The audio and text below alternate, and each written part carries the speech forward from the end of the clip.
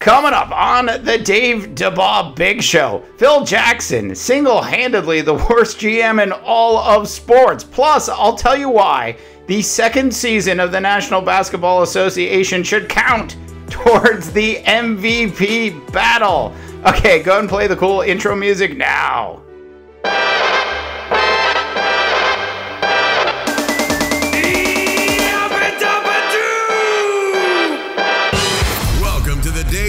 Big Show, presented by Seat77.com. As always, Dave DeBaugh is coming to you live from the Super Plus Seat 77 broadcast studio in the heart of Silicon Valley. Now, Dave DeBaugh. North America, thanks for tuning in to the Dave DeBaugh Big Show. Today, we begin with Phil Jackson. Possibly the worst general manager in all of sports. Cleveland, I'm just saying, Phil Jackson has done such a bad job as a GM of the New York Knicks, it's flat out ridiculous. Just think about this for a second. After the NBA playoffs are all over, you'll have a chance to bring CP3 to New York. And do you think CP3 has any desire to go to New York and play for Phil Jackson? Just look at how Phil Jackson has treated Carmelo Anthony. Now look, I'm not saying Carmelo Anthony is LeBron James. I'm not saying that for a second. But let's face it, most of Carmelo Anthony's peers actually really do like him and do respect him. And the way the New York Knicks, and more specifically than that, the way Phil Jackson has treated Carmelo Anthony over the last 24 months is flat out unacceptable. It is the kind of thing you would expect to see once again from a general manager of the Cleveland Browns. I'm just saying. So if you're an NBA free agent like a CP3, and your agent is Carmelo's agent, do you think there's any chance in hell that CP3 would go to New York and play for the New York Knicks and Phil Jackson? And the answer is absolutely not. Okay, so moving on. And we got into the first weekend of the National Basketball Association playoffs and really a couple big surprises. Now, the Chicago Bulls beating the Boston Celtics, obviously an 8 beating a 1. But this is not the kind of, 8 versus 1 victory where you're just like, wow, this was amazing. With all of the stuff that poor Isaiah Thomas Jr.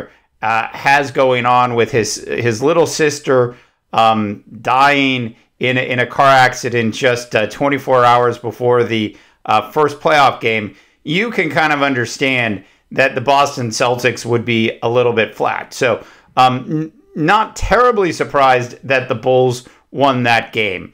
The Milwaukee Bucks, on the other hand, a little surprising, right?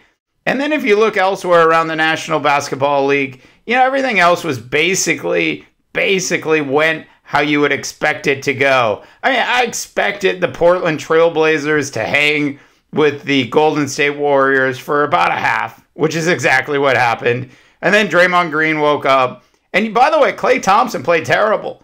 And they still just flat out destroyed the Portland Trailblazers. So that series, for all intents and purposes, is over.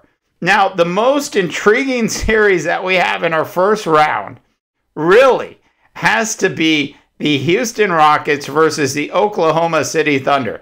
The two leading contenders for this year's National Basketball MVP race. And as you could see in that first game, you could see why James Harden really does have a good argument for why he should be the most valuable player. I mean, look at how he performed in that first game. Now, at the same time, who else is on that Oklahoma City Thunder team for them to play with? Look, the GM there has done a fantastic job over the last 10 years. He really has. But coming into this season, obviously with Kevin Durant going away and with a couple of the other moves they made, they haven't quite worked out. This has all been on Russell Westbrook's shoulders just to get him to the playoffs. So James Harden, flat out, looks like he could be the MVP of the National Basketball Association if they allowed the MVP race to continue into the first couple rounds of the playoffs, which I think maybe it should. Look, this whole idea that the MVP is just for the regular season has always been a flat out ridiculous rule. Now, look, I'm not saying that the MVP should be the same person that wins the NBA title. I'm not saying that. So don't tweet me and don't text me and don't send me emails complaining about that. Because that's not what I'm saying. But what I am saying is that we should at least consider the entirety of work that a player puts on. And there are 2 seasons in the National Basketball Association. There's the regular season and the season that counts. And I think for the most valuable player of the National Basketball Association, the season that counts should count in the MVP race. I'm just saying. All right, North America, that is it for the Dave DeBaugh Big Show today. A short show, if you will. Send us your emails, info@seat77.com. We want to hear from you. Available 2, 3, sometimes 4 times a week. Available also on Facebook, Twitter, the SoundCloud, Spreaker, iTunes audio, iTunes video, YouTube, and of course, we're super excited to be on the iHeartRadio app as well. For the Dave DeBaugh Big Show, I'm Dave DeBaugh, reminding you that not everyone can be a champion, Ron Rivera, but everyone, and I do mean everyone, can act like one can. And good luck, North America, because in this era of Donald Trump being your president, you're going to need it.